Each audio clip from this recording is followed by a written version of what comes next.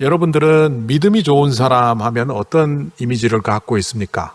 대부분의 사람들은 믿음이 좋은 사람 하면 영적 신념이 강한 사람을 그립니다.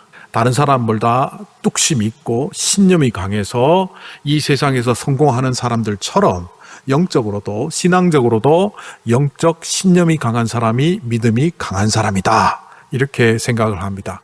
또 다른 관점에서는 정신력이 강한 사람이 믿음이 좋은 사람이라고 생각합니다. 세상에서도 어떤 일을 마주할 때 어려움을 이겨내고 잘 극복하는 정신력이 강한 사람들이 성공하는 모습들을 보면서 믿음도 영적인 정신력, 그것이 강한 사람들이 믿음이 좋은 사람이다. 이런 생각들을 갖고 있습니다. 그런데 이 생각은 맞지 않는 생각. 믿음이 자기 확신이라고 하는 그것에 근거해서 이런 생각들이 나왔다는 겁니다. 그런데 성경에서 말하는 믿음을 가만히 보면 자기 확신이 아니라 하나님과 오랫동안 깊은 만남과 관계를 지속하다 생긴 신뢰적 관계를 믿음이라고 하는 것을 볼 수 있습니다. 그래서 이 신뢰가 형성된 다음에는 쉽게 흔들리지 않습니다. 그런데 자기 확신에 근거해서 믿음 생활을 하는 사람들은 자기의 감정이나 자기의 삶의 정황이 좀 위태위태해지면 쉽게 무너져 내립니다. 하나님을 의심하고 하나님에 대한 신뢰를 설회하는 경우들도 볼 수 있습니다. 제가 예전에 대학교 때 읽었던 책인데요.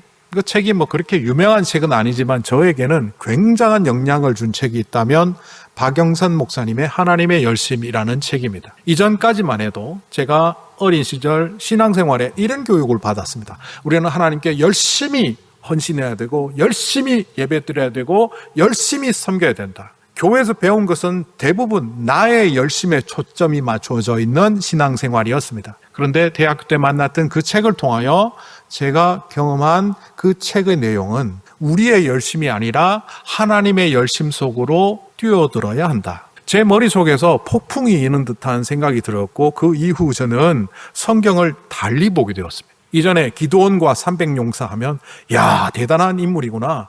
다니엘과 세 친구 정말 위대한 인물들이구나. 히스기야 왕 야 믿음의 본이 되는 사람이지. 이렇게 마치 도덕 책을 보듯이 성경을 보았고 위인전을 보듯이 성경의 인물들을 보았는데 하나님의 열심이라는 개념을 제가 성경에서 박영선 목사님의 도움으로 찾아내고 난 이후에는 기드온과 300용사 그 사람들은 하나님의 도구였을 뿐 그 뒤에 황아리와 햇불과 나팔이 전쟁에 승리하게 한 것이 아니라 그 뒤에 계신 하나님의 열심으로 단지 그들은 도구로 사용되었을 뿐 하나님의 열심이 있었구나를 보게 되었죠. 믿음이 무엇인지 잘 모르는 사람들은 믿음이 잘 자라지 않습니다. 자기 확신에 근거한 사람들은 이렇게 기도하죠. 하나님, 이번에 소원 성취를 이루게 해주시면, 내 기도에 응답해 주시면, 내가 원하는 바가 이루어지면 내가 신앙생활 잘 하겠습니다. 이건 대부분 자기 확신에 근거한 믿음을 갖는 사람들이 취하는 방법입니다. 신뢰관계 속에서 믿음 생활하는 사람들은 어린아이가 아빠의 손을 잡고 가는 것과 같습니다. 어린 시절 제 팔에 대롱대롱 매달린 채 걸어가던 어린 제 자녀들이 기억납니다. 어디 가는지도 모르고 내가 어떻게 하는지도 별로 묻지도 않은 채 아빠랑 손을 붙잡고 걸어가던 그 아이들의 모습은 하나님이 우리의 손을 잡으시면 그걸로 족하고 그분이 나를 어디로 인도하실지 어떻게 역사하실지 의문을 갖지 않고 그분을 향하여 전적으로 신뢰하는 모습, 바로 그것이 믿음을 설명해주는 모습입니다. 그래서 성숙한 신앙인이 되면 하나님이 어떤 계획을 내 인생에 갖고 있든지 간에 그 계획에 대하여 의심하거나 질문하기보다는 그 계획을 이루어 가시는 분이 다름 아닌 하나님이시기에 그 하나님에 대하여 순전한 믿음을 갖게 된다는 겁니다. 그래서 고난이 올지라도 역경이 올지라도 내가 예상하지 못한 일들이 내 삶에 펼쳐질지라도 그럼에도 불구하고 하나님의 손을 붙잡고 걸어가는 어린아이와 같은 그런 믿음을 갖게 된다는 겁니다. 자, 이런 측면에서 보면 결국 성경은 하나님의 열심으로 채워진 책이다, 이런 관점에서 바라볼 수 있습니다. 오늘 성경에 등장하는 요수아와 또 하나님의 군대 사령과의 만남, 이 이야기 또한 자기 열심이 아니라 하나님의 열심 속으로 들어가는 요수아의 이야기처럼 보입니다. 정확히 얘기하면 하나님의 열심 속으로 하나님께서 요수아를 인도해 가시는 그런 이야기입니다. 오늘 이 말씀, 이 이야기는 약간 뜬금없이 성경에 등장하는데 이 요수아 5장 13절 이하에 나오는 이 장면을 이해하기 위해서는 요수아서 전체의 윤곽을 파악할 필요가 있습니다. 요수아서는 4개의 부분으로 나누어집니다. 1장부터 5장까지로 되어진 첫 번째 부분은 가나안 정복 준비와 가나안 땅에 들어가는 장면입니다. 이미 우리가 본 것처럼 정탐꾼을 보내고 요단강을 건너고 길갈에 와서 할례를 행하는 이 모든 일들은 앞으로 이루어질 가나안 정복 전쟁의 시작을 말하고 있습니다. 바로 이 시작의 준비의 마지막 끝단에 군대 사령관을 만나서 발에서 신을 벗으라는 이야기를 듣는 이 장면은 두 번째 단계에서 시작되는 가나안 정복 전쟁의 위대한 서막입니다. 외적들이 쳐들어와서 거북선을 이끌고 이순신 장군이 출두할 때 나라를 위하여 헌신의 마음을 갖고 시작했던 그때의 그 마음처럼 오늘 요수아는 그 네 발에서 신을 벗는 그 자리를 통하여 앞으로 전개될 여호와의 전쟁, 가나안 정복 전쟁의 서막을 열고 있습니다. 두 번째 부분은 6장부터 12장에 되어지는 가나안 족속과의 전쟁 이야기입니다. 세 번째 부분은 그 전쟁이 끝난 후 승리한 이스라엘 백성들이 땅을 분배하는 장면입니다. 얼핏 보면 요수아를 중심으로 그 땅을 정복한 이스라엘 백성들이 12지파에 따라 땅을 분배하는 장면처럼 나오지만 이것은 하나님께서 그 땅을 이미 450년 전에 아브라함에게 이 땅을 너희 자손들에게 주리라 약속하셨던 그 약속이 450년 만에 성취되는 바로 그 자리입니다. 그리고 네 번째는 이 백성들이 땅을 차지하고 살 때 실수하지 않고 우상 섬기지 않고 하나님의 편에 서라는 죽음 일보 직전에 마지막으로 서 있는 요수아의 마지막 설교로 요수아는 마감되고 있습니다. 요수아서 이러니까 요수아가 주인공처럼 보이지만 제목도 요수아서라고 붙어 있지만 이것을 전체적으로 보면 하나님께서 가나안 땅에 그들을 이끌고 가셨고 그 땅에서 승리하게 하셨고 아브라함에게 약속하셨던 것처럼 그 땅을 차지하게 하는 약속의 성취를 주셨고 이런 하나님을 결코 잊지 말라고 당부하는 요수아의 설교로 끝나는 그러한 책으로 보입니다. 그런데 오늘 이 신발을 벗으라 이 장면이 저는 마치 코로네이션이라고 하면 대관식이라고 우리말로 번역하는데요. 루브르 박물관에 가면 나폴레옹의 대관식이라는 한 벽을 다 차지하는 그림이 있습니다. 그때 왕관을 올리는 장면이 딱 그림에 있는데 이게 바로 대관식입니다. 왕이 즉위하고 왕이 되었음을 이 땅에 선포하는 장면 중에 가장 인상적인 장면은 왕관을 머리에 씌우는 코로네이션입니다. 오늘 이 신발을 벗으라는 장면이 앞으로 승리를 주시고 이 땅을 차지하게 하실 하나님께서 요수아와 이스라엘 백성들에게 마치 그 땅의 소유권을 넘겨주시는 장면처럼 보입니다. 그런데 오늘 이 말씀을 보면 이미 출애굽기에 나왔던 어떤 장면들과 두 장면들과 겹쳐 보입니다. 오늘 성경에도 보면 흘러가는데 이 본문이 없어도 될 만큼 뜬금없는 본문입니다. 요단강 동편에서 그 땅을 건너 강물을 건너 서편으로 건너오고 가나안 땅에 들어와 길갈에서 할례를 행하고 이제 준비된 그 상태에 있으니까 만나도 끊어지고 여리고성을 목전에 두고 공격해서 차지하면 되는 그 찰나에 갑자기 뜬금없이 여호와의 군대 사령관이 등장하고 요수아와 대화를 나누는 이 장면은 느닷없이 하나님이 나타나셔서 출애굽기 4장에서 모세를 죽이겠다고 하셨던 그 장면과 오버랩이 됩니다. 출애굽기 4장 24절 26절에 보면 모세가 하나님의 명령을 받고 애굽 땅으로 출발을 하려고 합니다. 아내와 자녀와 함께 출발하려고 하는 그때에 길에서 하나님께서 나타나셔서 느닷없이 모세를 죽이겠다고 하시는 장면이 나옵니다. 참 뜬금없습니다. 언젠가 이것을 설교로 본문을 나누었지만 그 내용을 다시 한번 간략히 정리해 보면 지금 미디안에서 40년 동안 광야 생활을 하다가 드디어 80이 되어서 애굽으로 떠나는 그 자리에 하나님께서 나타나셔서 모세를 죽이려고 하는 장면이 출애굽기 4장 24절에 나옵니다. 왜 하나님께서 모세를 죽이려고 하셨을까? 그 실마리를 풀어보는데 보면 이 십보라는 여인에 초점을 맞추게 됩니다. 모세의 아내였던 십보라는 유대인이 아닙니다. 이스라엘 백성이 아닙니다.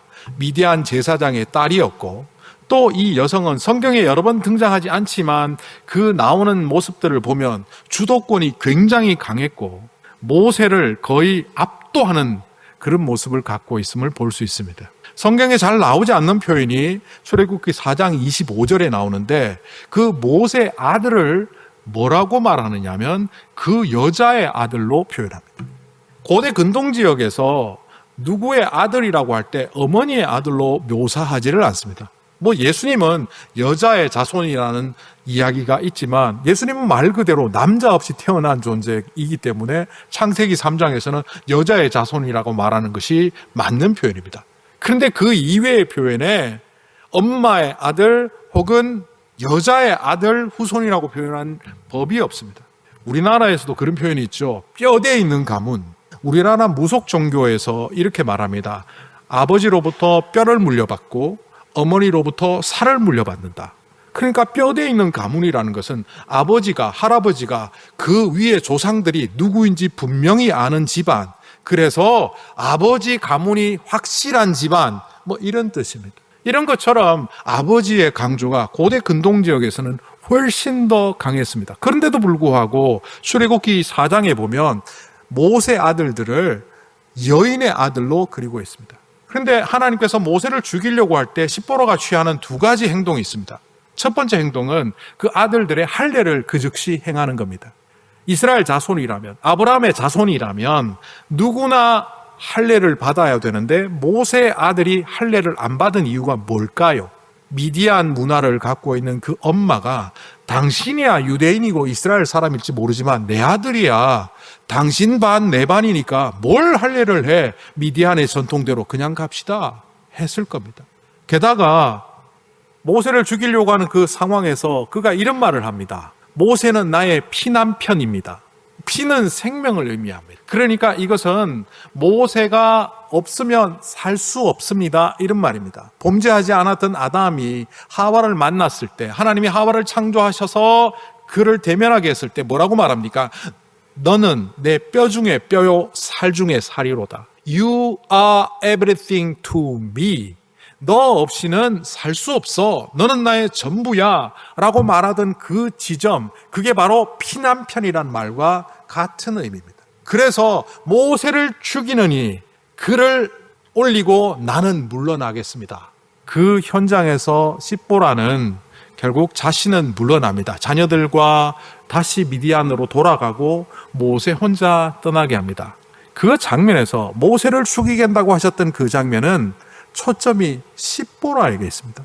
십보라의 헌신, 십보라의 동력이 없이는 모세는 제대로 된 사역을 할 수 없다는 것을 말합니다. 그런데 그 동력이 뭡니까? 십보라의 주도권, 가정의 모든 장악하고 있는 판단들을 내려놓게 하는 겁니다. 그것을 내려놓으니 모세가 하나님의 순전한 도구로 사용되었다는 겁니다. 오늘 말씀에서 여호수아는 여리고를 거닐고 있었습니다. 시간이 나와 있지 않기 때문에 정확한 시간은 알 수 없지만 아마 해가 지고 어스럭한 그 즈음으로 보입니다. 그런 많은 생각들이 있었을 겁니다. 이제 지도자가 되어서 전쟁을 곧 치르게 되는데 이 전투에서 만약 패전한다면 나는 지도자로서 모든 권위를 잃어버릴 거다. 아니다. 그걸 넘어서서 만약 이 우리 민족이 여리고와의 전투, 저 철옹성 같은 전쟁터에서 우리가 패전하게 되면 우리는 여기서 괴멸당할 거다. 그 걱정과 시름을 안고 길을 거닐고 있는 그 가운데 있었습니다. 그때 어떤 사람이 등장합니다. 누군지는 모르지만 칼을 들고 있는 무장한 사람입니다. 내 편인지 네 편인지는 모르는 상황 속에 여호수아는 그 상념에 젖었던 생각 속에서 묻습니다. 너 누구 편이냐? 너 누구 편이냐? 영어 성경에 보면 이렇게 되어 있습니다. Are you on our side or on our enemy's side? 너 우리 편이냐? 적 편이냐? 무장한 걸 보니까 군인인데 우리 편인지 내 편인지 남의 편인지 구분이 안 가네. 그때 이 천사가 영어 성경에 이렇게 말합니다. Neither. I'm here because I am the commander of the Lord's army. Neither. 우리말로는 아니다 이렇게 말하니까 정확히 의미가 전달이 안 되는데, 이 말은 나는 너희 편도 아니고 여리고 편도 아니다. 둘 다 아니다. 많은 사람들이 요수아서를 보면서 갈등하는 요소가 하나님이 왜 일방적으로 이스라엘 편을 드느냐입니다. 그래서 이 가나안 땅의 백성들을 말살하는 것은, 이거는 하나님이 이스라엘 편만 들고 그들을 다 죽이는 것 아니냐라고 말하는데, 그렇지 않다는 것이 여기서 증명이 됩니다. 지난번에도 말씀을 드렸지만 이 가나안 전쟁은 이스라엘과 가나안 족속의 전쟁이 아닙니다. 나는 두 편 모두에게 속하지 않았다는 이 의미는 첫째, 이스라엘을 편애하지 않는다는 의미도 되고, 둘째, 이 전쟁은 너희들의 전쟁이 아니라 하나님의 전쟁이라는 겁니다. 레위기와 민수기와 신명기를 보면 그 가나안 족속들의 죄에 대하여 언급된 부분들이 나옵니다. 그 죄를 요약하면 크게 두 가지입니다. 하나는 성적으로 도덕적으로 너무 타락해 있다는 겁니다. 둘째는 인신제사를 통하여 자녀들을 몰렉에게 바치는, 인신제물을 바치는 아주 악독한 종교 문화를 갖고 있다는 겁니다. 이거를 간추려 보면 이런 겁니다. 자신의 쾌락을 위해서, 자신의 성공을 위해서 누구든지 짓밟는 거예요. 자식도 죽이는 사람들이 남을 안 짓밟겠습니까? 자신의 쾌락을 위해서 수단과 방법을 가리지 않는 그 문화와 족속들, 그 타락한 족속들은 소돔과 고모라와 다를 바 없었습니다. 그들을 하나님의 전쟁으로 진멸하겠다는 의미도 여기에 담겨 있습니다. 그런데 오늘 말씀 속에 더 큰 의미는, 이 전쟁은 요수아가 고민하고 요수아의 책략과 방법으로 이기는 전쟁이 아니라는 겁니다. 우리는 우리 중심으로 자꾸 생각하다 보니까 하나님이 우리 편이기를 원합니다. 내가 생각하는 대로 하나님께서 역사하시고 내가 계획하는 대로 하나님께서 해주시기를 원하는데, 사실은 잘못된 신앙이죠. 링컨 대통령의 여러 일화 중에 그가 이런 기도를 했던 것이 있죠. 남북전쟁 당시에 그 링컨 대통령의 참모였던 한 사람이 기도를 하자고 하면서, 대통령이 신앙이 좋다는 걸 아니까 대통령님, 하나님이 우리 편에 되셔서 이 전쟁을 승리하게 하도록 기도하시죠 라고 했더니만 링컨 대통령이 이렇게 대답을 했답니다. 나는 그 문제를 고민하지 않습니다. 내가 고민하는 것은 하나님이 우리 편인가가 아니라 우리가 어떻게 하면 하나님 편에 설 수 있을까를 고민하며 기도합니다. 이 문제를 놓고 우리 함께 기도하십시다. 우리는 늘 하나님이 우리 편이 되도록, 저 사람 편 말고 내 편 되도록 기도하지만 그건 잘못된 기도라는 거예요. 우리가 정말 하나님의 편에 서서 이 땅의 정의를 위하여, 공의를 위하여, 하나님의 나라를 위하여 헌신하는 사람이 될 수 있도록 기도해야 된다는 거예요. 제가 청년 시절에 다녔던 그 교회 목사님이 설교 시간에 이런 말을 했습니다. 교인들하고 충돌이 있었겠죠. 까불지 마라. 하나님은 내 편이다. 하나님은 목사 편이니까 교인들이 목사 공격하면 하나님이 벌 주신다. 뭐 이런 말을 설교 시간에 하는데, 설교 시간에 뛰쳐나가고 싶었습니다. 틀린 생각. 하나님은 우리 편이 아니에요. 내가 하나님 편이 돼야 돼요. 그런데도 우리는 편협한 생각으로 늘 우리의 죄, 우리의 잘못은 돌아보지 않고 상대방의 죄, 상대방의 잘못을 지적하면서 정의의 칼날을 내리치며 그들의 마음속에는 하나님이 내 편이다라는 생각이 있는 거죠. 오늘 요수아는 자신의 책략과 계획으로 이 일을 해야 되겠다고 생각하는데 하나님께서 아니라는, 이것은 하나님의 전쟁이라는 거예요. 자, 오늘 말씀과 겹쳐지는 두 번째 장면은 출애굽기 3장 4절 5절에 나오는 장면입니다. 이 장면은 호렙산에서 하나님을 만나는 모세 이야기입니다. 양을 치는 목자였던 모세가 호렙산에서 떨기나무 아래 불꽃처럼 임하신 하나님을 만납니다. 그때 모세에게 불꽃 속에서 하나님은 이렇게 말씀하셨죠. 네가 서 있는 이곳은 거룩한 땅이니 너는 신을 벗어라. 오늘 말씀 속에 여호수아가 하나님의 군대 사령관과 대면하며 듣는 이야기는 그와 동일합니다. 네가 서 있는 이곳은 거룩한 땅이니 내 발에서 신발을 벗어라. 지금 여기 서 있는 곳이 여리고 주변인데 이 땅이 거룩한 땅이라고? 아니, 신발은 또 왜 벗어야 하지? 우리가 보통 하나님의 나라 하면 죽어서 가는 하나님의 나라를 생각하지만 예수님께서 가르치신 하나님의 나라는 죽어서 가는 하나님 나라뿐만 아니라 더 확장된 하나님의 나라를 가르치셨습니다. 회개하라, 천국이 너에게 왔다. 하나님의 나라를 설명할 때 하나님의 나라는 영토의 문제가 아니라 통치권의 문제라고 합니다. 한국 사람이지만 미국 시민권을 갖고 있는 여러분들이 외국에 나가서 문제 생기면 한국 대사관을 가야 됩니까? 미국 대사관을 찾아가야 됩니까? 당연히 미국 대사관 가지 않습니까? 우리는 이 땅에 속한 자로 이 땅의 삶을 살아가고 있지만 우리는 하나님의 법에 속한 자요, 하나님 나라의 백성입니다. 다르게 말하면 죽어서 천국 가는 것이 아니라 이미 이 땅에서 하나님 나라의 백성으로 살며 하나님 나라를 인정하고 받아들일 때 그 사람이 죽으면 천국 가는 겁니다. 그래서 하나님 나라는 영토가 아니라 통치권입니다. 이제 영원한 하나님 나라에 들어가면 거기는 영토마저도 하나님 나라 있겠지만 우리가 살고 있는 이 땅은 영토가 아니라 통치권으로 하나님의 나라를 받아들이는 겁니다.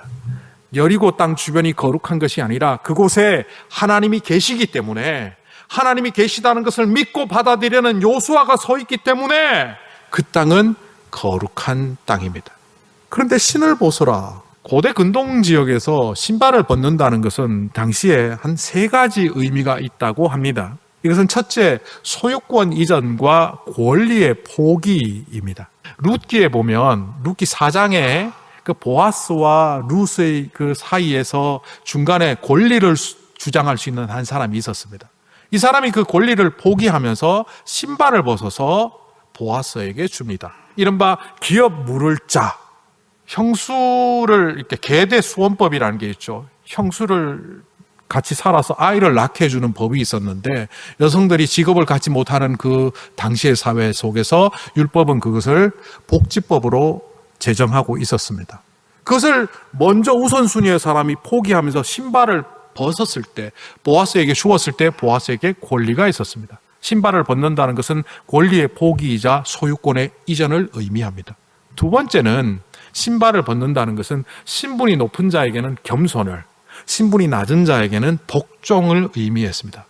그렇다면 요수아는 이 천사장 앞에서 신발을 벗을 때 겸손이었겠습니까? 복종이었겠습니까? 신분이 높은 사람이 신발을 벗으면 겸손.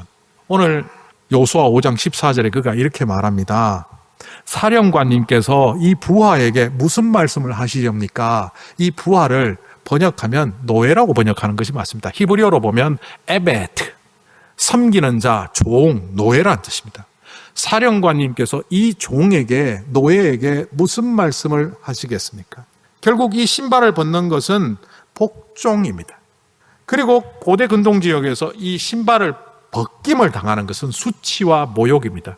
신명기 25장에 보면 그 장면이 나옵니다. 율법을 지키지 않아서 모욕을 당하는 사람에게 어떻게 하라고? 신발을 벗겨내고 침을 뱉으라라는 장면이 나옵니다. 율법을 지키지 않고 또 계대수원법을 지키지 않고 그 사회적인 법을 지키지 않는 사람의 신발을 벗기고 그 사람에게 침을 뱉는 장면을 통하여 모욕을 주는데 이 사람의 닉네임이 붙습니다. 신명기 25장에 보면 이렇게 되어 있습니다. 다음부터 이스라엘 가운데서 그의 이름이 신 벗긴 자의 집안이라고 불리울 것이다. 아주 모욕적인 거죠. 그렇다면 오늘 요수아는 신발을 벗기는 걸 통해서 모욕을 당한 걸까요? 아니면 복종을 선언한 걸까요? 아니면 권리의 이양을 말한 걸까요? 하나님께서 천사를 통하여 요수아에게 네 발에서 신을 벗어라 하는 그 모습은 나의 거룩함을 인정하고 겸손하게 서라는 의미일 것입니다. 두 번째 의미는 네가 갖고 있는 책략, 생각, 계획을 내려놓고 주도권을 나에게 넘기라는 의미일 것입니다. 그것이 다른 의미로 자기 권리의 포기입니다. 우리는 예수님을 믿으면서도 구원받은 백성이라고 말하면서도 자기 권리를 포기하지 않은 채 여전히 갖고 있고 걱정, 근심 내가 다 하고 해결할 방법 내가 다 찾고 하나님께 복종하고 기다리라고 할 때 기다릴 줄 모르는 그 모습을 가진 것은 하나님께서 신을 벗으라고 하는 장면에서 나는 신 못 벗습니다. 그러는 사람과 같아 보입니다. 주님의 임재가 있는 그 거룩한 땅에서 하나님은 요수아를 다시 한번 세우기를 원하셨습니다. 그는 종처럼 신발을 벗고 낮은 자리에 섰지만 앞에서도 말씀드렸듯이 그것은 가나안 정복 전쟁의 승리를 앞두고 있는 위대한 서막이었으며 그 위대한 서막을 통하여 하나님께서는 그에게 놀라운 대관식 같은 믿음의 면류관을 씌우는 장면으로 사용하셨습니다. 하나님께서 우리를 어떻게 부르십니까? 믿음은 늘 움직이는 동사여야 함에도 불구하고 우리는 명사처럼 믿음은 앞으로 나아가는 현재 진행형이야만 함에도 불구하고 나 옛날에 믿음 생활 잘했어, 과거형 혹은 완료형으로 말하고 있지는 않은지요. 믿음은 하나님의 열심 속으로 뛰어드는 하나님의 열심을 인정하는 자리임에도 불구하고 마치 내가 열심히 하기 때문에 이 정도 삶을 살고 이 정도 믿음 갖고 산다고 착각하는 우리들은 아닌지, 오늘 이 아침을 통하여 우리 가운데 있는 벗어야 될 신발을 벗게 하시고 우리가 서 있는 이 땅이 하나님의 통치가 있는 거룩한 땅임을 바라보게 하시며 하나님은 우리 편이 아니라 우리가 하나님 편에 서야 한다는 것을 가르쳐 주시며 새로운 서막을 열게 하시는 그 자리로 오늘 이 예배가, 오늘 이 자리가 여러분들에게 주어지는 복된 기회가 되기를 간절히 소망합니다.